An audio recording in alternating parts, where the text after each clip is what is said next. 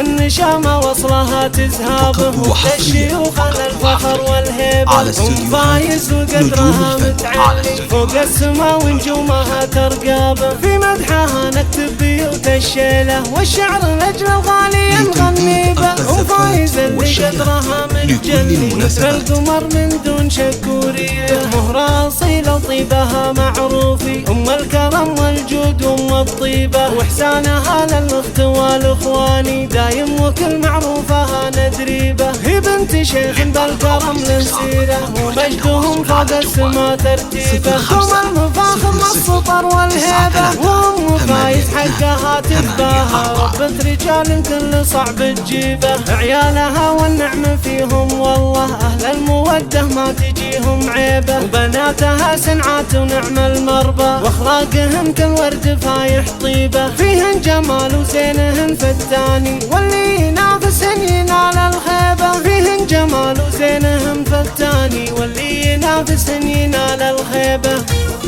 فقط وحصريا على استوديوهات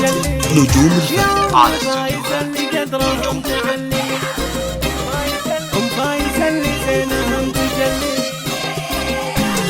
بنت النشامة وصلها تزهابه وقت الشيوخ على الفخر والهيبة أم فايز وقدرها متعلي فوق السما ونجومها ترقابه في مدحها نكتب بيوت الشيلة والشعر لأجل الغالي نغني به أم فايز اللي قدرها متجلي مثل القمر من دون شكورية مهرة أصيلة وطيبها معروفي أم الكرم والجود أم الطيبة واحسانها للأخت والإخواني دايم وكل معروفها ندريبه هي بنت شيخ بالكرم للسيرة ومجدهم فوق السما ترتيبه هم المفاخر والسطر والهيبة وأم فايز حقها تتباهى ربة رجال كل صعب تجيبه عيالها والنعم فيهم والله أهل المودة ما تجيهم عيبة وبناتها سنعات ونعم المربى واخلاقهن كالورد فايح طيبة فيهن جمال وزينهن فتاني واللي ينافسهن ينال الخيبة فيهن جمال وزينهن فتاني واللي ينافسهن ينال الخيبة